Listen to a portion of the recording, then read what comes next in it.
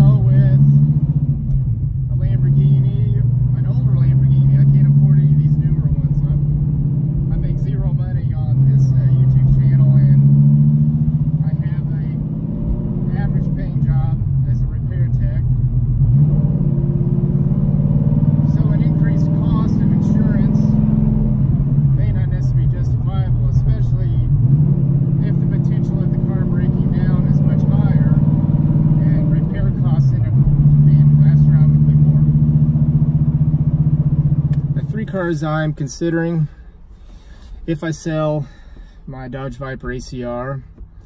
First one would be a early build Lamborghini Gallardo. What I mean by that is around 2004, 2005, with the gated manual transmission. I've read enough about the E-gear to know it's definitely not something I want. My Lexus IS250 is an auto. I hate driving autos. They're extremely boring. That was one thing that I was drawn to about the Dodge Viper. It's a very raw analog car, probably one of the last to be produced, because everything now is these dual clutch and some are single clutch paddle shift manual automatics. I've never driven one, so I really can't say for certain if I would hate it.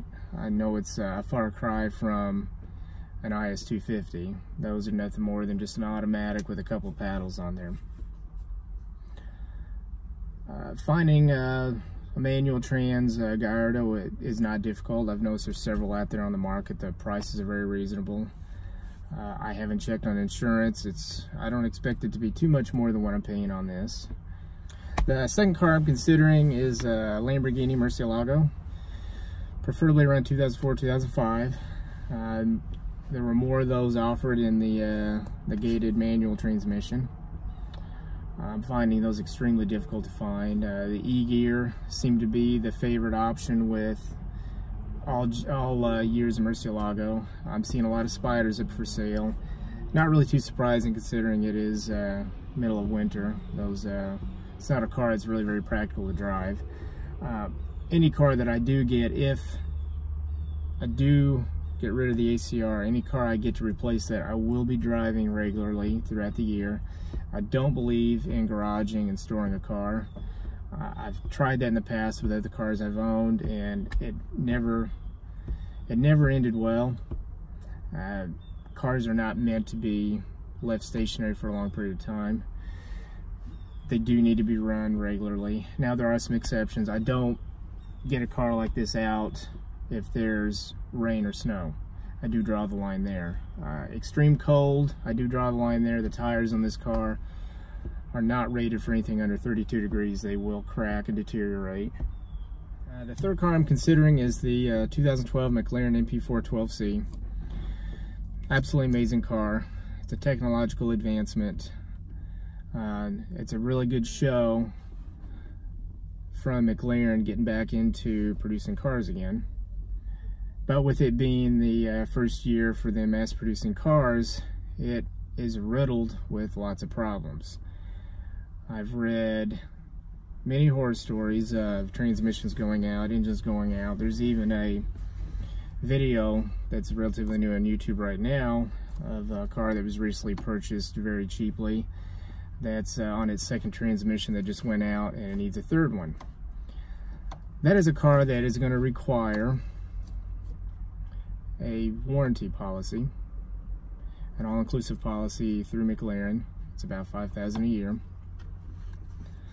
The thought of having to pay that just to keep peace of mind, knowing that if it does fail, it's going to get covered, but there's going to be downtime with that. This ACR I have, I don't foresee it ever breaking down unless I just do something stupid and crash it. There is lots of horror stories about engines going out of the Gen 5 Vipers. Mine's been built. I'm way past that point of worrying if the motor's going to go out. I've pushed it. I certainly haven't abused it. And if you've watched any of my prior videos, you've seen that I have tracked it numerous times. The fact is evident in that I haven't abused it is I'm still on the original brake pads on this car. At 17,000 miles, to still have original brake pads on a tracked ACR is just about unheard of. These cars burn through pads really fast. I'm not pushing it as hard as it could be pushed. I'm really not that confident. I'm not a fast driver. I bought this car to enjoy, post videos about, share with the world my experiences with it. I certainly did not have any intentions of going out and setting any track records. That was already done in late 2015. Track records were already set and established. They're well known. I don't need to do that. I enjoy driving this car. Taking to the track just brings that enjoyment to a whole other level. You can't really fully appreciate a car like this on the street. I would want to do the same thing with the McLaren, and having the warranty would give me a peace of mind. I could take it to a track day, open it up, push it to its limit, something breaks, it'll be covered.